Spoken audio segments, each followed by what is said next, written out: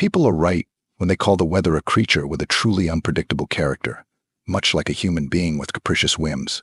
This is what has led to the idiotic situation over the recent mood swings of the weather. But perhaps it was best to start at the beginning. This day was no different from hundreds of previous ones, gray routine, crammed to the brim with chores and worries. I was spinning like a squirrel in a wheel, unable to even go out for a simple and much-needed smoke break. And to top it all off, Kelly Sanders, my wife, called me to share the happy news of her father's great-uncle's wedding. Apparently something else in this tangled and utterly boring family tree made her happy, but she didn't invite me. She didn't even mention the possibility of traveling together. Not that I really wanted to go. The last family reunion had ended in a heated argument with her in-laws that I didn't want to repeat. So once Kelly confirmed her plans to go, I went back to my interrupted workday. The hours dragged on as I tried to focus on the endless list of tasks in front of me. It was one of those days when it seems like time is dragging agonizingly slow, but there's no way I can get everything done that needs to be done. The workload was relentless, and its boring monotony made me feel like I was suffocating in a sea of mediocrity.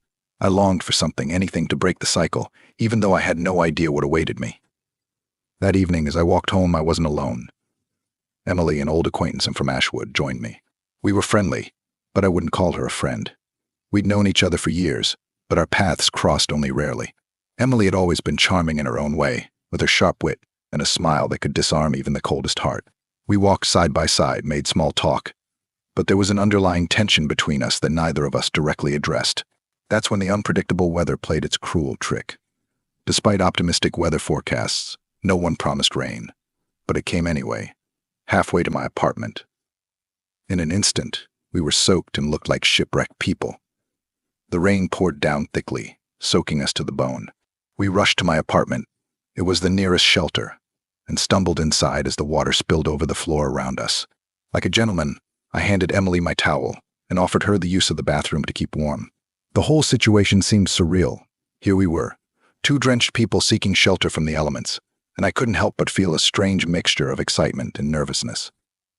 What I hadn't expected was for her to come out wrapped in nothing but a tight towel that barely covered her breasts and thighs. "Sorry, I couldn't find a robe in the bathroom," she said, her eyes playful. I had to step outside. Her hands rested on her hips and her eyes were fixed on me with an expression I was almost afraid to react to. There was a sense of boldness in her gaze, as if she was testing the limits of the unspoken bond that existed between us. I swallowed hard, a nervous lump forming in my throat. "I'll get you something more appropriate," I managed to say, but as I moved past her, my hand accidentally grazed her arm. The towel, already hanging precariously, slid even lower, and for a moment time seemed to stand still. My heart raced in my chest as I looked up at her. She gave me a knowing smile. Emily stepped closer, her lips curled in a smile. "You know, I've liked you for a long time," she whispered, her eyes stopping on mine. Her words hung in the air, laden with implication. Before I could say anything, her hands were on my shoulders, and she pressed herself against me. I hesitated, conflicting thoughts swirling in my head, but action took over it. It was as if the tension that had always been between us had sided, and suddenly there was no turning back. Everything happened in a burst of passion, in a moment that neither of us could break away from. The heat of the moment engulfed us, and the rain outside only seemed to intensify the electricity in the air. When it was over, we sat in silence, listening to the rain pounding on the windows. The weight of what had just happened came over me like a heavy blanket. I knew I'd crossed a line I'd never imagined, and there was nothing I could do about it now. The next morning, as I tried to make sense of what had happened, the reality of the situation hit me like a freight train. I couldn't shake the guilt that was gnawing at me, but there was something else too, the lingering excitement from the night before. I was torn between regret for betraying my wife and the undeniable excitement of what had happened to Emily.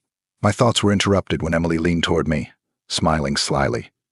"You know, I'd hate for Kelly to find out about our little rendezvous last night," she said, and there was an unmistakable threat in her voice. "But maybe if you cooperate, no one will have to know about it." Her tone was casual, but something far more dangerous gleamed in her eyes.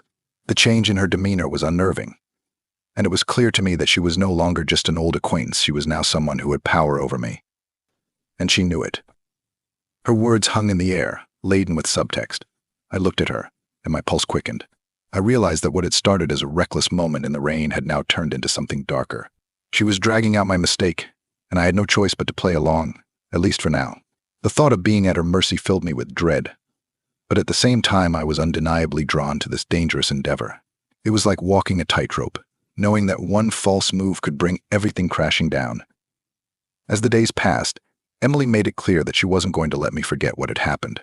She would send me messages at off hours. Sometimes just one word would make me remember everything.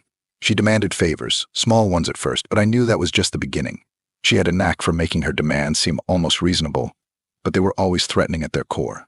I was constantly on edge, waiting for the next message, the next request, the next reminder of the mistake that now bound us together.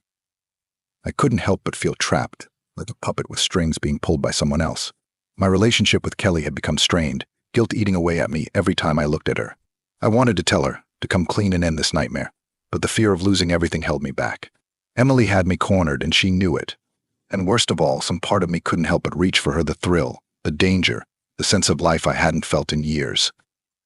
That night, the rain brought more than just water. It brought chaos, temptation, and a mystery that now threatened to destroy everything I held dear.